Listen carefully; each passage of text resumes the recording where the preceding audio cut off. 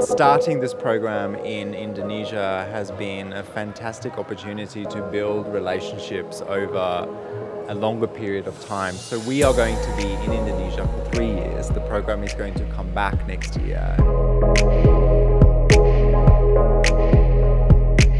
Jakarta has a soul. It's been described as someone who's lived in Jakarta for a number of years, that it has a soul, and that's the reason why that friend of mine, she lives in the city. I always find that with cities that I visit around the world, that those cities where you have to scratch beneath the surface and look a bit harder to find the hidden gems are always the ones that I leave feeling more fulfilled. And I think you're really lucky because you are getting to know my city with the friendliest, the most creative, some of the best people that can give you the introduction. So I'm really happy.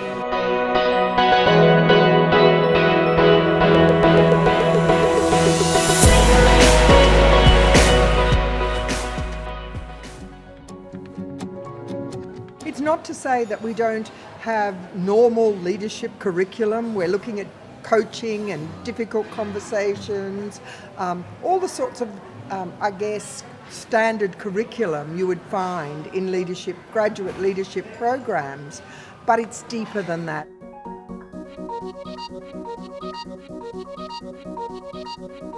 The first day at Angsara was an absolute cavalcade of riches.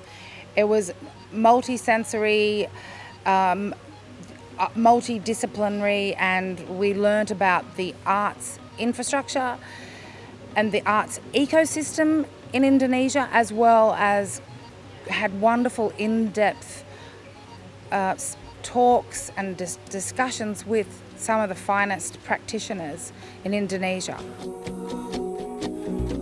But I just remember sitting there going, wow, my mind is blown.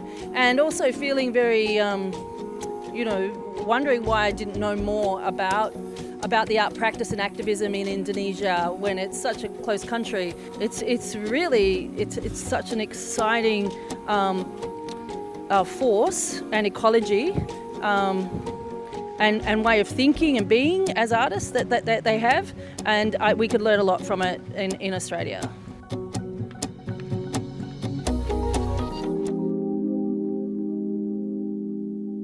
We were given the opportunity as part of the Arts Leaders program to choose a case study from 5 different activities and artists to be introduced to across Jakarta.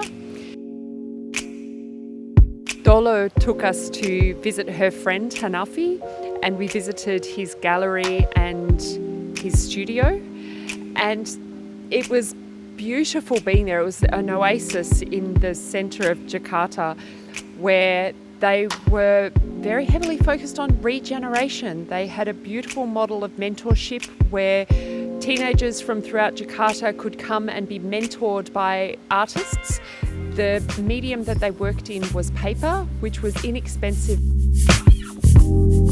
Our case study experience allowed us a day of activities and conversation with really 2 leading elder artists from Jakarta, Indonesia, and effectively they're both well-known national artists but also international artists.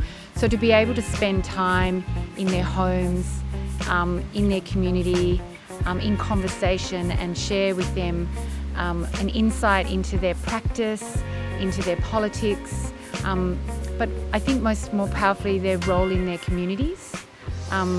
Both of these artists are also activists in their own way, but also incredible elders within their communities.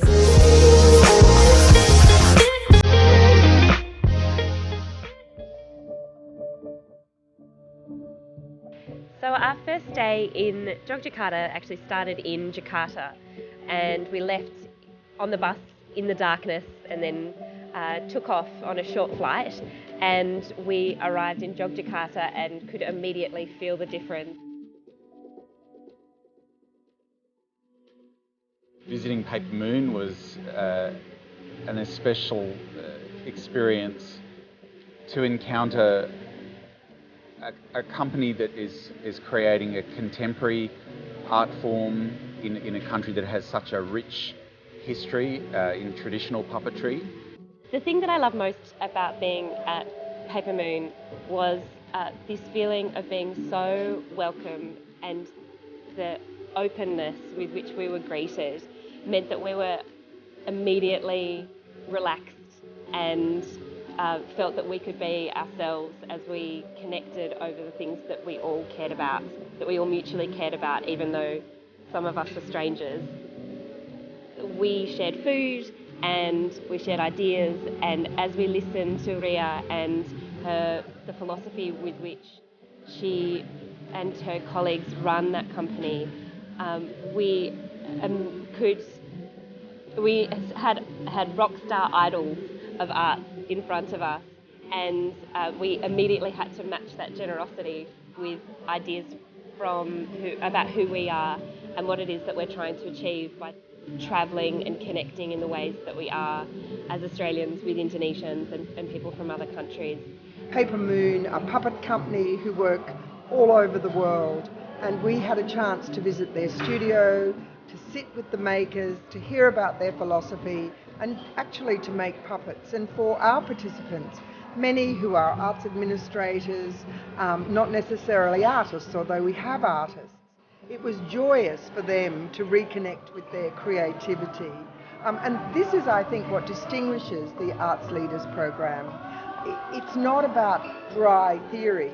It's about the experience of what it means to be a leader, what it means to be a leader in the cultural and creative industries.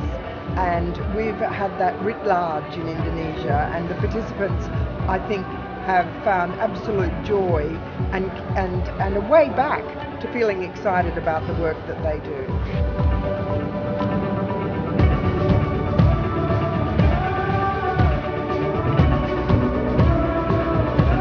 My mind's pretty blown, like mind blown. Connection. Challenging. Motivated. And bravery. Inspiring. Provocative. Remarkable. And I'm going to learn from that.